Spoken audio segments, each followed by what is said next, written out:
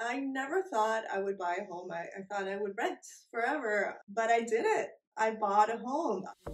Today I have a very special story to share. It's about my amazing and hardworking sister who managed to buy a house here in the Bay Area on a teacher's salary while being a single mom and without putting a down payment.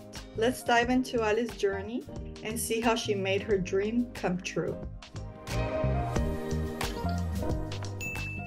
Hi, I'm Ale, and I would like to share my story. Being a single mom and living in the Bay Area, also I'm a teacher, buying a home seemed really unachievable. I wanted to build some generational wealth for my son. I wanted to have the stability of a mortgage payment rather than rents that can keep on increasing. So I started the process and here I am.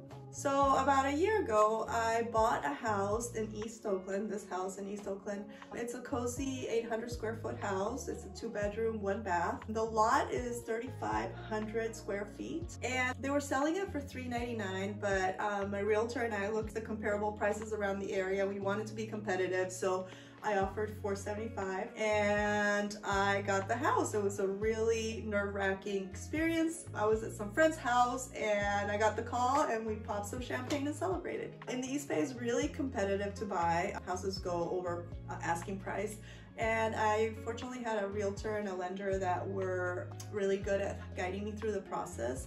They helped me find a program called the Dream for All program. It's a 20% non-interest loan by the state of California offered by CalHAFA. So I was able to put 20% down without any savings, and I then had to finance the other 80%. And I got a really good rate because I was able to put 20% down with no savings. I was aware of these programs and they guided me through these programs because of my lender and my realtor. Because if not, I would have never known about them. For the house, I paid $475 with the 20% CalHAFA loan and the 80% regular loan.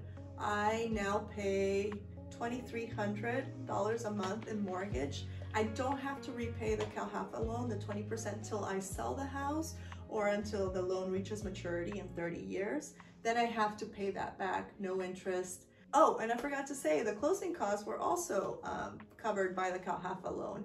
I used a portion of that money so I didn't have to pay the closing costs. So yeah, it's a big chunk of money, a huge commitment. It's a large financial responsibility, but I feel like it's worth it because it's provided my son and I a really stable home and a place to call our own. And it's also, I'm investing into something that will build equity at some point and really starting to create something that I can leave behind to him. So it hasn't been all perfect. There's definitely been some challenges. During the rainy season, we discovered some rotting wood around the house. We did our own renovation of the garage. We turned it into a little studio, and that was a big challenge. We found a lot of surprises there. I've had to navigate taxes, and I've had to navigate making sure that I have the right insurance and making sure I have earthquake insurance, and all those costs do add up. So it is important to take that into account when you're thinking about how much you're going to spend month to month. But it's been worth it. It's like we've created our own little space. My son loves it here. And like I said, every time I'm investing time and money, it feels like I'm investing in myself and something that I'm making for me and my son. So I'm not just giving to a landlord my money. I'm doing all this work and spending all this money on myself. I never thought I would buy a home. I thought I would rent forever, especially in the Bay Area and on a teacher's salary. And I got together with a friend and she was telling me how she is also a single mom and she was able to buy a condo and then a bigger home, and now she lives in a really big, beautiful home. And she was explaining to me that there are programs out there that can help you out and you can access them. So don't be discouraged. It's about finding the right people that will guide you, find the right programs for you. It's about determination. It's about a lot of work, a lot of weekends finding the perfect place and paperwork. It is a lot of work, but it can be done. If I was able to do it on a teacher's salary in Oakland, I bet a lot of people could do it too. And Ale, thank you again for sharing your story with us. It really is inspirational. And I think a lot of people are going to connect with that story and feel like buying their dream home is possible, especially those who feel like there's a lot of limitation. As we heard from Ale's story, if you have the right resources, if you do the research and you connect with the right lender and the right realtor, you too can make this dream of buying a home come true.